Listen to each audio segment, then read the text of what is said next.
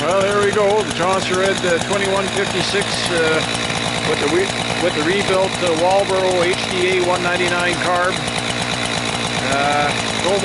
No more running issues now. It's doing well. Idle's good, throttle's up good throttle response.